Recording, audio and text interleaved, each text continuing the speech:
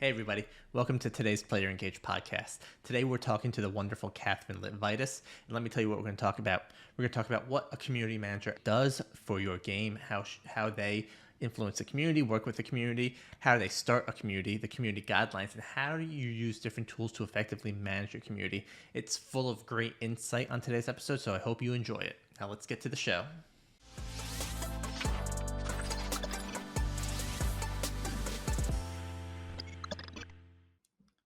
Good morning or good afternoon, everybody. Welcome to the Player Engaged podcast. Greg here. Today we are joined by Catherine Litvaitis from a number of companies, Mouldbreaker Games, Armor Games, Paradox. She's a community manager, and I'm excited to be able to start diving down into her background. She's been doing community management for a number of years, for a number of studios, more than I just named. So we're going to learn about what community managers do, why guidelines are important, all these nuances that I don't even know to ask yet. So Catherine, thank you so much for joining me today. Would you like to do an introduction of yourself? Yeah, thanks for having me here. So my name is Catherine Litvaitis, as already said. I'm a community manager. I've been working in community, social media, marketing, all throughout that realm for the past 6 or so years now. Um, Again, working for a number of companies. I think most notably working on games like Bear and Breakfast and In Stars and Time. And actually, at the beginning of my career, I worked on BattleTech, which was really exciting. So it's been fun to kind of get my hands on a lot of different communities and help get games the audiences that they deserve because games are cool and the people who make them deserve to have people play them. I agree. And not only that, communities are a big reason why these games succeed. So I'd love to learn kind of why it's important to foster, nurture, make sure the community is fully enabled. And I think I love your background. I first came across kind of your work when you posted something on LinkedIn about community guidelines, and it kind of blew my mind thinking like, this makes so much sense. How come I never really thought of kind of the importance of guidelines in a community? I'm in a bunch of Discord servers and I see all these guidelines when you log in. I'm thinking like someone must have created those, and here we are. But before we even get there, right? I know we only have so much time on the podcast, but can you give me a high level in your perspective? What is the role of a community manager? Community management, I feel like the most high level I can get is it's the care and keeping of the people who actually play your game, and not just that, but connecting those people to the people actually making the game. You're kind of like a fun little liaison between the two parties, trying to uh, translate what the developers are saying about their game, or what they want to talk about, the things that are most pressing to them, and finding ways to translate that into speak that the players will be able to understand, and then vice versa, taking what the players are saying and quantifying that into data that you can bring back to the development team and be like, hey, this is what the players are saying. But also it's about creating spaces for the people who are playing your game, really investing in them because they're the people investing in you. And it's a very important part of the development process in that sense. You got your start, or at least what drew you to the concept of it was things like Neopets, and you also mentioned kind of Twitch creative streams kind of to influence your career path. Can you explain kind of what you mean by like? I know from Neopets, I feel like it was a little after my generation, but like, how did Neopets as a platform help you get interested in community management? God, I've been playing. I feel like a lot of my career has been defined by Neopets because I keep ending up finding excuses to talk about Neopets on a professional stage. I love it. You know, um, a lot of people I talked to actually also worked at Club Penguin, so it's like oh these man, old school I've always platforms. played that one. Yeah, right. Like, how many people stick around? Like, it's awesome to hear about that stuff. Sorry, I kind of interrupted you there, but No, like yeah, the it's all good. excitement of that stuff. God, I also really loved Club Penguin, but Neopets I feel like has been a mainstay. I'm still actively playing. I've been playing since I was 8 years old. I think it was like my cousin introduced me to it or something, and I just kind of have been playing since. I remember going through and like getting my mom to sign the uh, parental consent form so that I could talk on the Neo boards before I turned 13 and stuff like that. And I was a very straight laced kid. I feel like sometimes when I talk about Neopets with people, they tell me about stories about how they scammed people, and I'm like, Oh no, this is so funny that people are volunteering this information to me, but I love hearing about it. you But know, yeah, I mean, Neopets was the first online community that I was really a part of. I mean, again, I've been playing since I was so young and active in the community since technically before I was supposed to be, but I had the form faxed in, so it was fine. I was legally allowed to be on the Neo boards at that time. But yeah, I mean, a big part of it was a big part of that site is investment in the community because the community drives a lot of things, from everything from the economy to site plot, like the plots and stuff. So like events that they do where it's like story driven events that the community participates in that kind of help influence the narrative of the larger site and stuff. Um, to the Neo boards, I remember when I was young, I used to spend a lot of time on this one thread that would be ongoing in the Neopian Times forum subtopic, um, where I was just talking to people who wrote stuff for the Neopian Times, and joining guilds and stuff. I mean, guilds were another big part of the site, especially in the more active days of the site. Um, it's kind of been a mainstay, and I feel like even before I knew what community management was as a job, it kind of got me like I guess it kind of planted the seeds in that way, where uh it kind of reminded me of all the things that I really liked about how they took care of their players. That I think once I started realizing this could be a career for me, it's like I feel like the desire to do this kind of stuff's always been latent in me. But with Twitch Creative specifically, that was later. That was when that section started when I was in college. I think it was like sophomore or junior year of college that part of Twitch started, where you could stream arts and crafts and illustrations and things that you were working on that weren't strictly just playing games. Um, and I was pretty active in the early days of that. And I remember specifically there was one guy, Monkey on Strike, who would do these kind of like Bob Ross, very spiritual, uh, like painting live streams and stuff. He kind of became a pretty big figure in the community, and he ended up getting hired to be their community manager, which I think was the first time I realized that community management was a career that people could do. When you go to, I went to game development school. They don't really teach you roles outside of like art and programming. So for me, that was really big because I was just studying art. I didn't think that I could see myself in another part of the development pipeline outside of that at the time. And it was funny because I graduated from art school, well, game school more like, graduated from game school, and I realized that um, community management kind of aligned better with what I was really interested in. I realized art was something I enjoyed doing, but more so for fun rather than for something to do to make money. But community management felt really fulfilling to me as a career path. I really loved the idea of, supporting the players and the people invested in our communities, giving back to them, creating spaces that that are safe for them. I mean, gaming communities are not usually very safe for marginalized people such as myself and others. So, creating those spaces that I wanted to see online and be able to let everybody enjoy the games that they love. So that's kind of how I ended up in community management. I love the fact that you went to, I think, Rensselaer, right? Um, Yeah. to to do art, right? And you've realized through not through Neopets, but from your experience in Neopets that like you liked community, you didn't realize that was a job. And that's just something I really like to talk about online is like, I wanted to be in gaming too, and I took a C++ course and I failed, and I'm just like, oh, I'm never going to go into gaming now because I failed C++. Like I didn't realize there's another path into gaming, and you realize that, and that's awesome that you figured that out. And I also love the fact that just on Neopets, right, I mean, it was forum based, right? And that's a question I have now is like the transition from forums to, I'm not sure if every game has a Discord now. If they don't, they probably should, versus how many people are still in forums. Like when you're doing community management, is there a platform you prefer? Is there a platform that if I were to start my own studio, you'd be like, Greg, we're going to come on board and we're going to start a Discord right away? Like, what's the strategy on getting started? What's the best place to get in front of an audience? Yeah, I mean, I think I'd say that Discord's a pretty standard choice for communities, especially in the gaming sphere. I mean, it was a platform that was originally built specifically for gaming. But also it's got some nice functionality. It's a pretty widely used platform. That I personally have really enjoyed using, and a lot of other people I know have had success in building spaces on there. So I think Discord is usually my go to. Sometimes you'll see like people build communities on Reddit, even Facebook. Actually, a lot of the Neopets community is on Facebook, if you believe it. Um, which I guess makes sense with the demographics because it's a lot of, millennials in particular that are in that community these days. So, like, Discord's usually a pretty best practice kind of platform to be on, but there are other places where people congregate, and sometimes people build their communities on there too.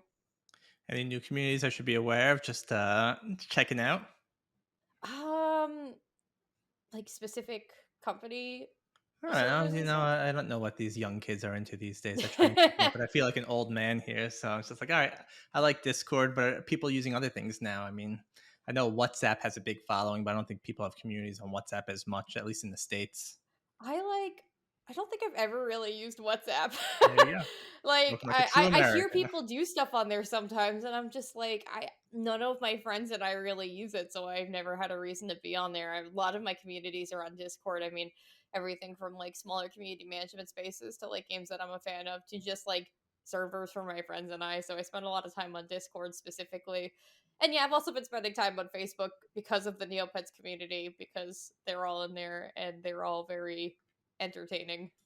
So when it comes to community building, it's something that's always been fascinating to me because we even had our own head of community at Keyword Studios, and he's like, it took us a while to build our own community internally. Like it's hard to do it yourself. Like sometimes you're so good at building it for other people that you don't think about building it for yourself. So one of the things I was curious about is when you build a community, right? Finding those first few users is a tough thing to do, and I'm not sure if you've ever come into a company where it's kind of starting from scratch, but like how do you, and you as a Neopets advocate, right? Like, how do you attract like-minded people to a community? How do you start a community with a brand new game? Like, I know it's a weird question to ask, but like, what's the best practices to getting started?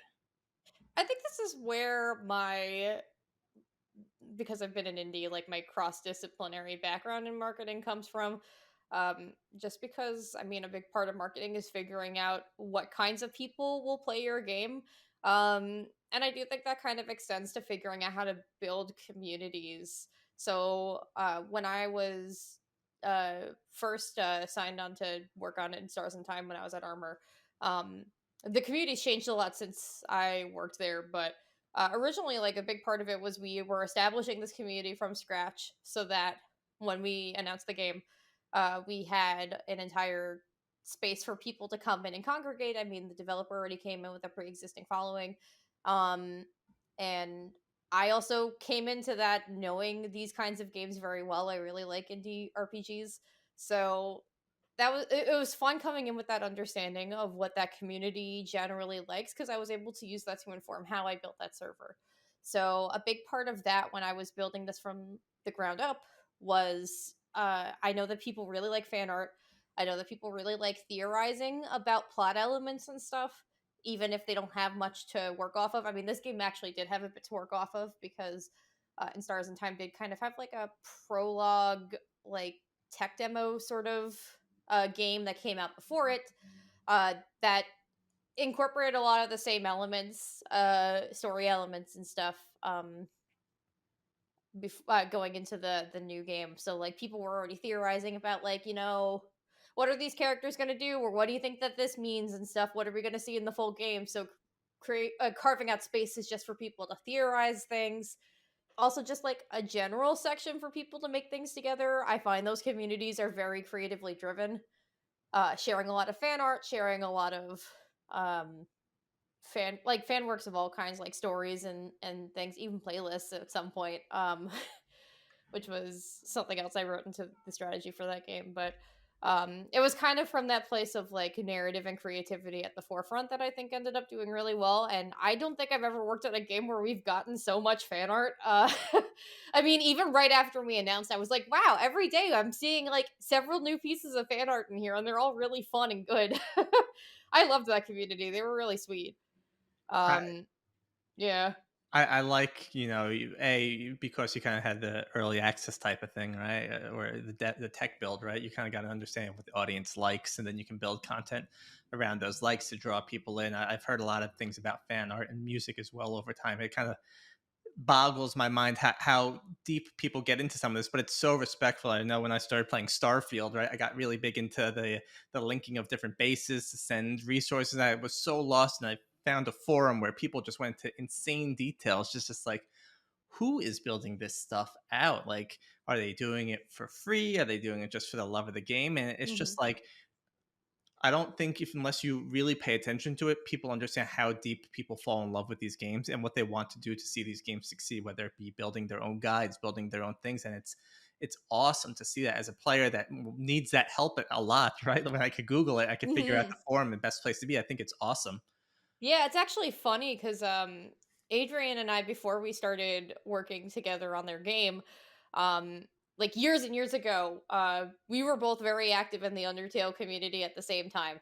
Um, Adrian in particular was pretty well known in that space, but there was like there was when I started working on it, there was a time I was like, why do I feel like I know this developer? Like I feel like I had known that I had been following Adrian for a while, so I was like, why do I know this developer?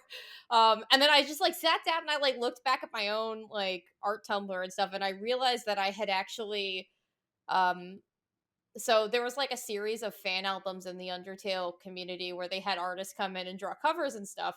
And Adrian did the cover for the first volume, and I did one of the individual song covers for the second volume, which I think is how I first started following Adrian. It was so funny, like messaging her in Slack, like, "Oh my god, we worked on the same fan project," sort of.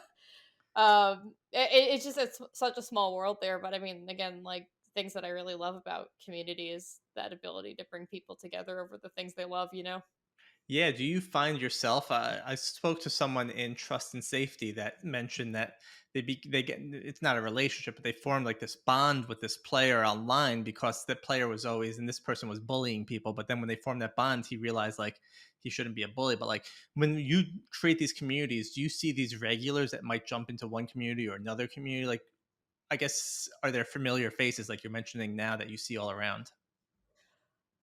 Ah, that's a harder question because I work on such small games that Yeah. like I don't feel like that's as common of at least of my experience.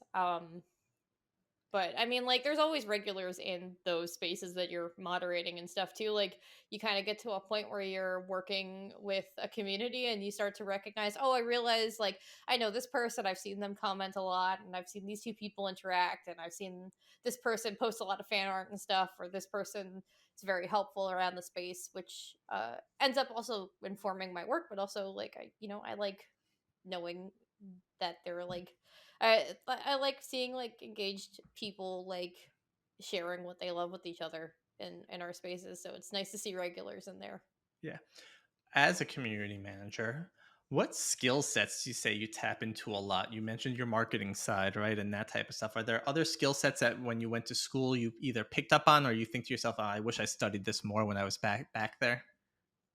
Yeah, so college was interesting. I mean, like a lot of my skills I've personally self-taught over time. Thankfully, there's a lot of really good resources, and even when I was starting, there were some really good resources. Like I read so much of Victoria Tran's blog, even like starting out and stuff.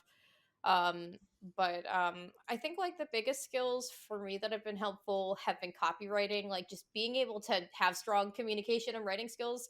I think are probably the most important skills because so much of working with people is communicating with them and knowing the right way to communicate with them and understanding how they like to be communicated with.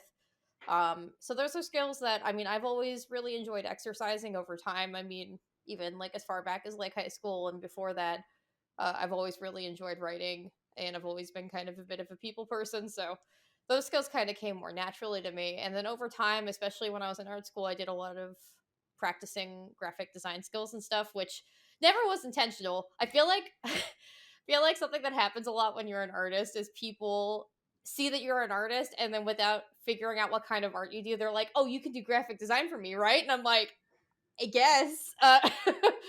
Which, for better or for worse, has actually helped me become pretty comfortable with my graphic design skills, which is really great on indie teams because you don't usually have someone helping you make assets and stuff like you would in a large team. It gives me a lot of creative flexibility over the content I'm posting and stuff. So that, and also video editing on the same vein.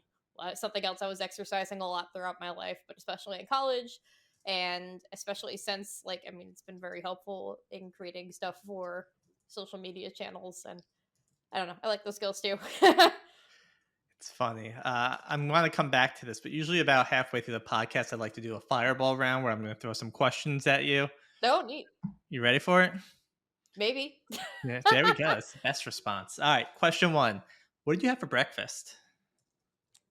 I had hard-boiled eggs and then some turkey sausage, some toast, some buttered toast, and tea. I love tea so much.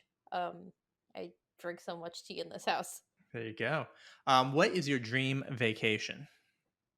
Um, I've always wanted to go to Japan, like many game developers. I mean, part of it's because I'm a huge foodie. I want to try the food there so bad. But also like for sightseeing and stuff, I just like going places and looking at things and taking in the surroundings. Yeah, architecture, love it. This is a two-part question, right? Maybe the answer here is Neopets, but what game really made it click saying, I want to go into gaming? And what game are you playing now? Believe it or not, it was actually Portal 2.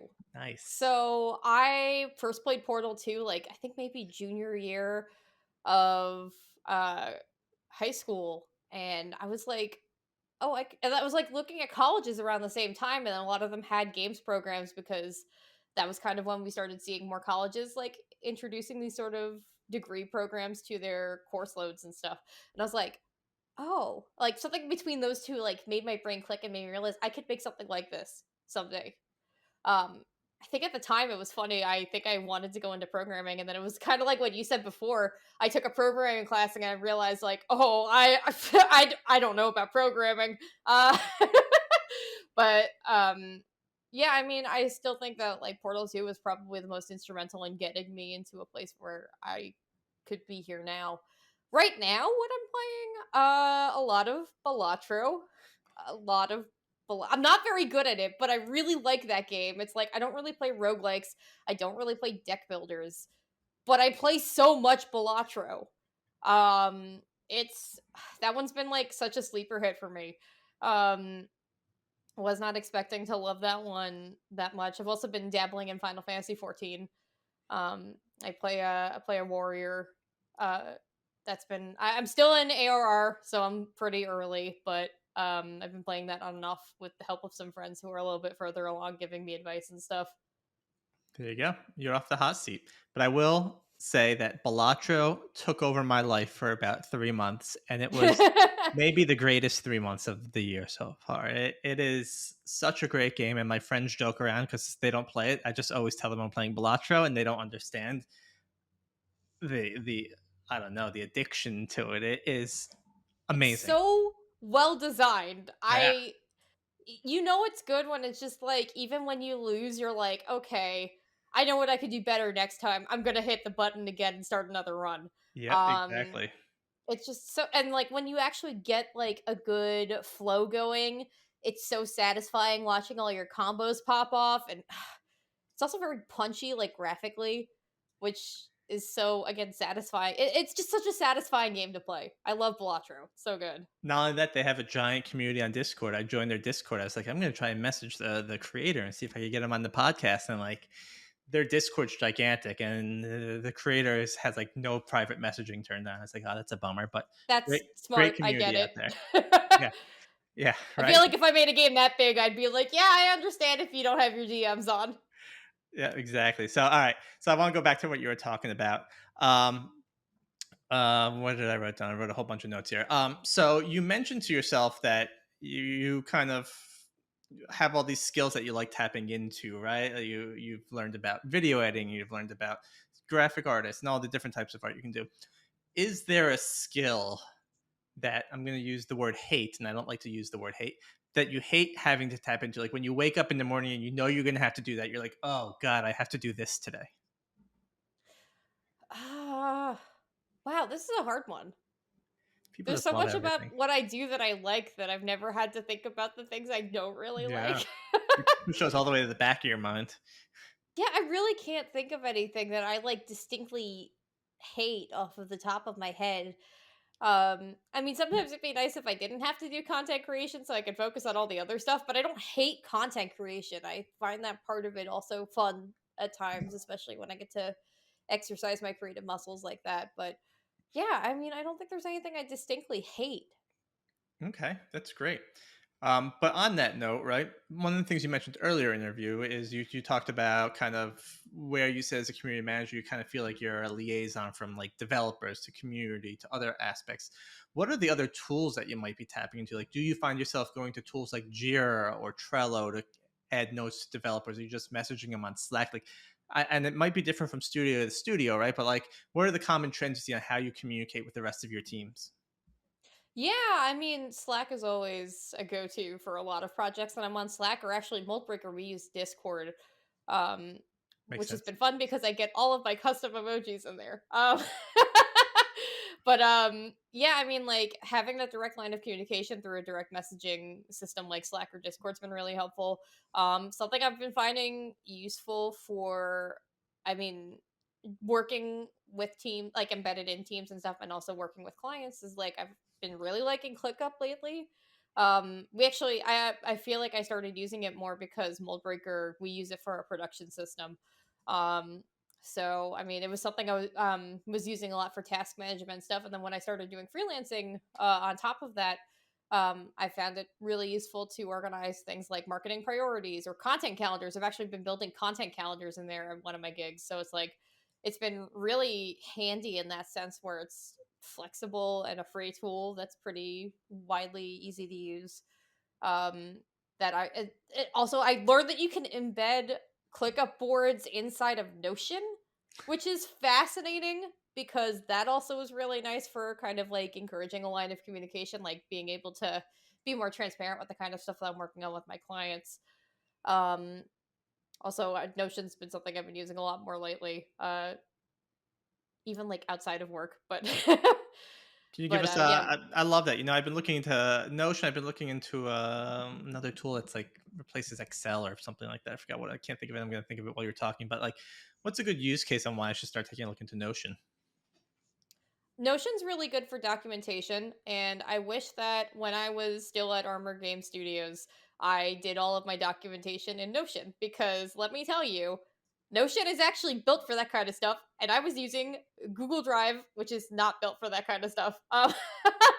But yeah, I mean, like I've been using it a lot for documenting on the teams that I work on progress on certain things, like retrospectives on like doing data analysis for previous months on social media, kind of analyzing what worked, what didn't work, and stuff, and the numbers that resulted from that. It's been good for like storing marketing plans and Hmm. social media strategies and notes from meetings. I mean, it's again, it's built for documentation. I feel like so it's really good for historically outlining the stuff that you have done, the stuff you are doing. Interesting. Yeah, the other one was Airtable. That's what I was thinking of. So I'm trying to like I've heard people mixing Oh, together Notion and Airtable to build something. I'm just like, I want to do that. I just don't know the use case to do for it yet. I just want to play around and see what I can make and break. I have less experience with Airtable. I've used it a little bit, but um, yeah, I know a lot of people like that one too for building dashboards and stuff. All right, well, dashboard. Let's go there. KPIs. That's how I thought of Yes. KPIs through dashboards. I feel like that's tangentially related. Sort of, right? It's a good segue. Um, Mhm. what are as a community manager, are there KPIs that you pay attention to? Things that maybe your executives are looking at for you to provide to them as well? Yeah, so it depends on community versus social media. So on social media, the three big ones that I would say are engagement rate. So basically, the percentage at which the people who are seeing your content are actually doing meaningful actions on that content. So they're responding, or they're liking, or they're sharing with their friends, or they're bookmarking. um, Impressions, which is kind of like the people who are actually seeing the content on their feeds and stuff, which can be used to calculate engagement rate very accurately. Um, Sometimes you can also use followers to calculate the engagement rate formula, but followers I find it's not as accurate because sometimes people will see your stuff outside of your followers, or sometimes your followers won't see things, and impressions kind of gives a more realistic view of who's actually seeing your content. Um, but followers are also really good because, like, if our content's doing well, we're seeing consistent growth, or we're finding that, like, oh, we got a lot of growth after this event that we participated in, et cetera, et cetera. Followers kind of help us not just gauge the health, like kind of just help us like gauge the health of our the online spaces that we're building, um showing us if like our efforts are worth it, but more importantly like that informed with impressions and engagement rate kind of help us paint a larger picture of like is our content actually resonating with people, are we seeing people actually converting over to wish lists and stuff like, and also I guess it's another one like being able to cross reference with wish listing and other actions through UTM tracking can be helpful too. But at the end of the day, I mean, virality alone doesn't make a marketing plan. It's you like virality can help, but it's about making sure that people are consistently showing up for you after you've posted things that really uh, hit the spot with them, and figuring out like how do I keep them coming back. Consistency. It sounds like you're trying to say consistency is key. And make sure. Consistency is so important. Um, but on the Discord side of things, I'd say the three big ones are kind of like growth, retention, and conversion. So basically, are people joining? Are those people staying? And are they actually hanging out with each other? Are they interacting? Are they becoming real members of your space and not just lurkers? Um, Not that lurkers are not valuable, because lurkers are like the backbone of our Discord communities. I feel like in some ways, Yeah. um, but it's kind of like social media in the sense that those three metrics really need to be studied together to paint that larger picture. Um, which thankfully, I mean, on the Discord side of things, you've got like Discord's built-in metrics tools for those kinds of things, and there are also some supplementary bots that help you uh, collect that data further. So, um, yeah, is that Interesting. it? Answer your question? I'm very good at the social media side. I used to work for a social media listening company, and we used to measure all this stuff for our customers. And I never really thought about Discord and how people do it. And it sounds like it's very much similar to gaming itself. The Discord itself must be a game or a community where you want to make sure people come in. And you want to make sure their conversion. Then, yeah, right. Who's a lurker? Who's not? Lurkers are just as important, if not more important, than the social people. Because I believe almost, at least on like Reddit, 90% of the people are lurkers. 10% of the people are actual content creators. So without the lurkers, the platform's got no Yeah, because like foundation. those people are going to be the kinds of people where it's like they're clearly in there because they're getting something out of being in that space, or maybe they just haven't had their opportunity to really become part of the server proper.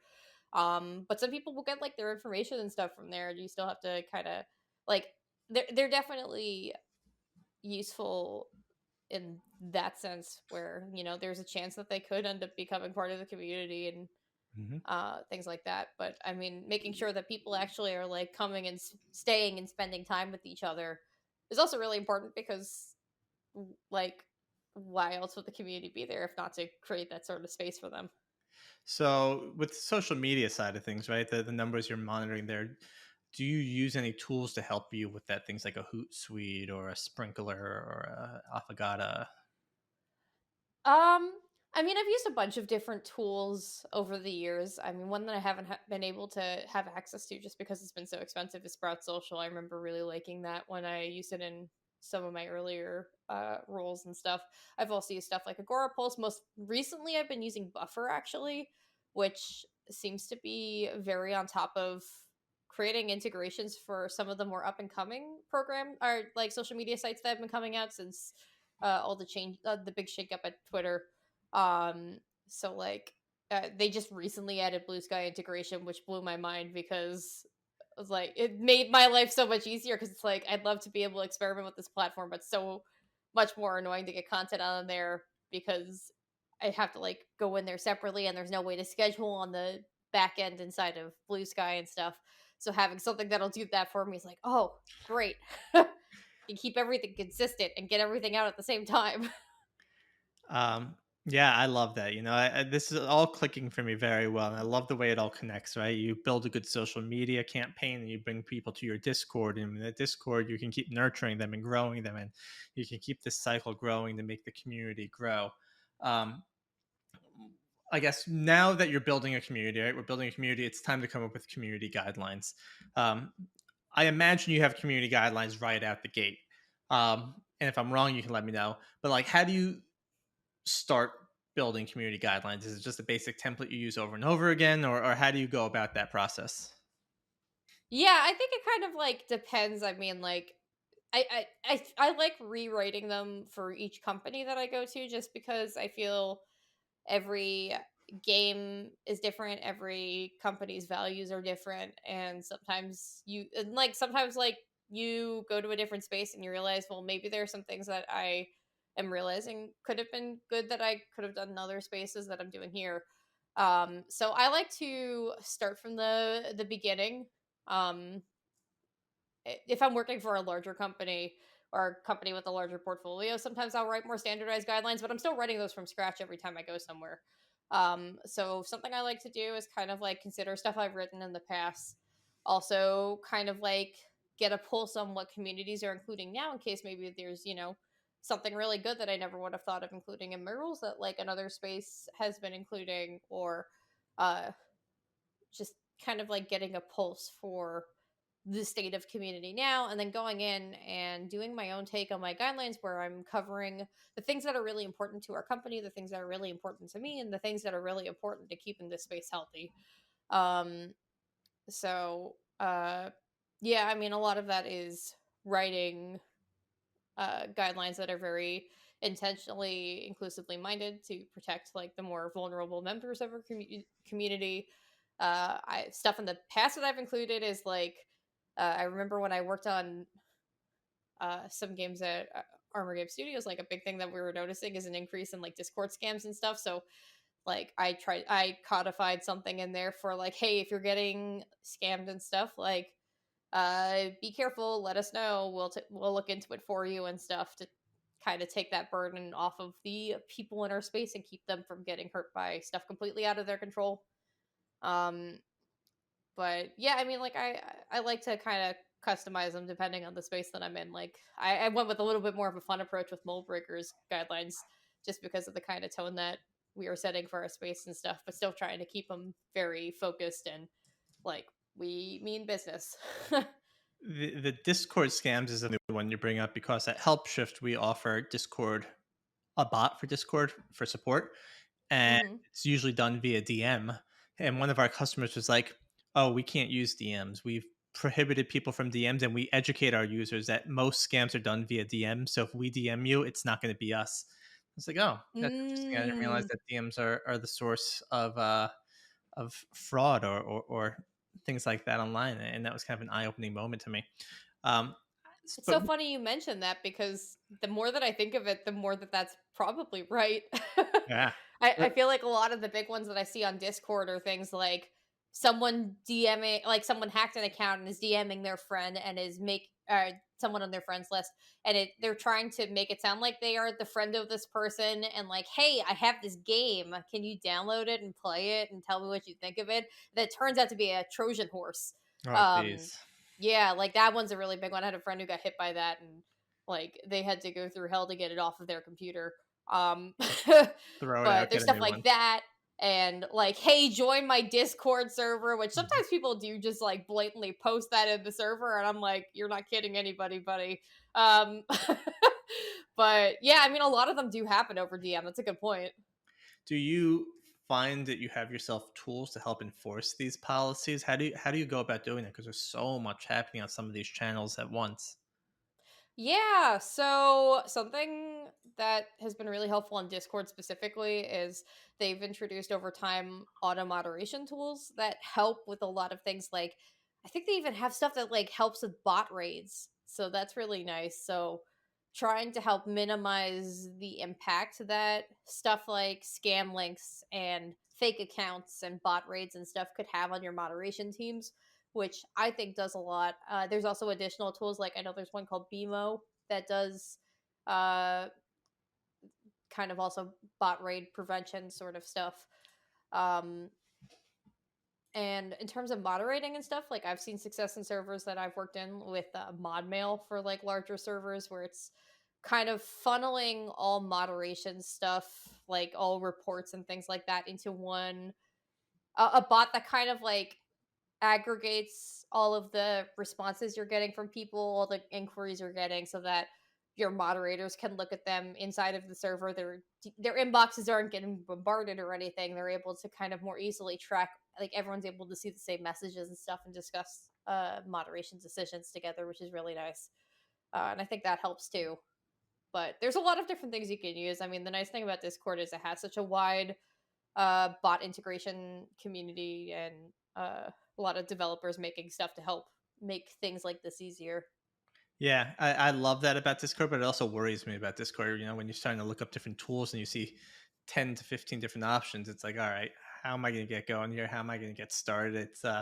I love it and I hate it at the same time, but I have nowhere near It the can same be amount of overwhelming. experience as you do.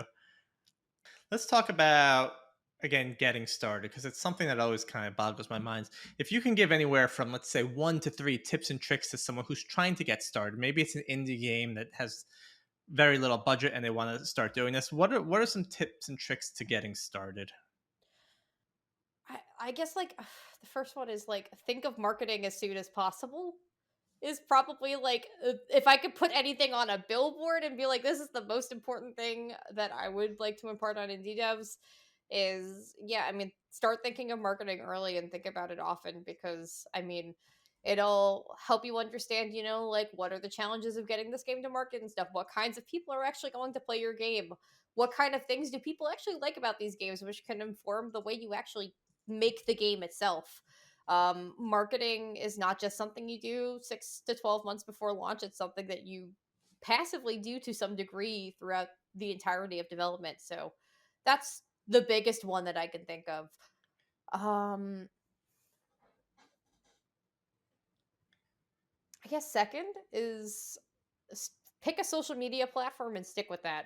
Um, It doesn't have to be Twitter. It can be.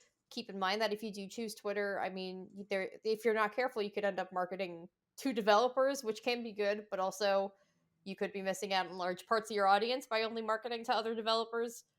But pick one platform, stick with it, and try to post on there somewhat regularly. The content doesn't have to be super big or complex, and things might not be exciting on social media for a while, but at least get the roots planted so that you can start telling people about your game when you feel like you actually have something you can show off.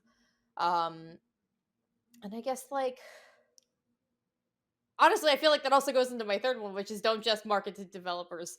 That's I think that's a really big one for what I'm thinking. Like a big piece of advice that I'd like to impart is that it's so easy in game development spaces in particular to only market towards other developers, and other developers are great. I honestly like. I think my favorite part about working in indie is how supportive everybody is of each other, and the focus on uplifting. And honestly, indie itself is very community driven because it's by necessity. I mean, we don't have the same support structures that a big AAA company will have.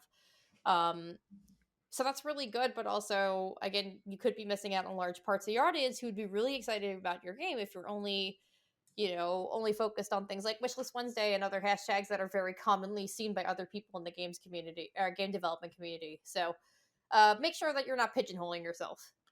I love it. So just running that back. Step one would be market, market, market, marketing, marketing, marketing. Never forget that marketing. Number two is pick a platform and stick with it. I like that. There's so many out there. Just trying to juggle them all is just. I tried doing that with the podcast. I'm just like I can't do all these networks. There's way too much going on. And So three is hard for a small it's team to do everything. You can't realistically do everything if no. it's just you or a few other people. I've learned that very the hard way.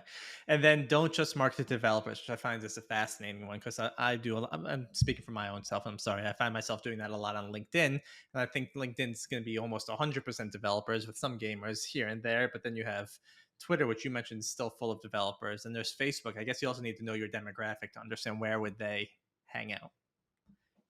Yeah, and that's always the fun one because like Twitter is still even hilariously, despite how, according to the State of the Industry report from this year, that most game developers do not like Twitter, most of us are still on Twitter. It is effectively our LinkedIn in a lot of ways. It's crazy. So it's so easy to accidentally fall down that rabbit hole of only marketing towards other people who are making games and not the specific type of people who will play your game. What's your logical next step in what you want to do for your career? And this is a two-part question again. One would be for you specific, Catherine. And the second one would be for someone who's just a community manager, because I think there's a lot of different places you can go. But curiosity is where would you like to see yourself go from here? And what are some other options people might have? Yeah, I mean, like, part of the things that I want to keep doing, or the things that I've been doing, is I really am passionate about supporting, especially independent teams, but really any kinds of games, and finding their audience and finding their people and taking care of those people and making sure that they can feel included in the spaces that they're invested in.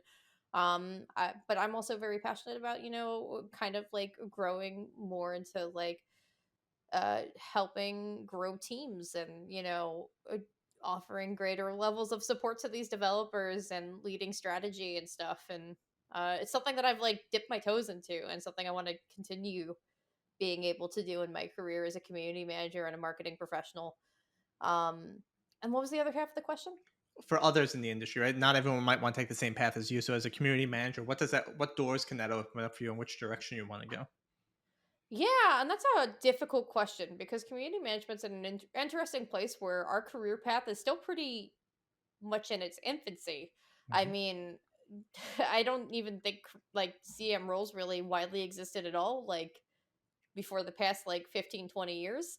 So, I mean, we're still figuring out as a discipline what growth looks like for us. Um, and I think a lot of it depends on, companies really being able to invest in their community people and understand like what pathways are for them, like having making that an open conversation, being like, how can we help these people grow so that they can take on more ownership, but also be able to take care uh of the people that are investing in us better. So I guess it's kind of a vague answer, but that's the best I can give.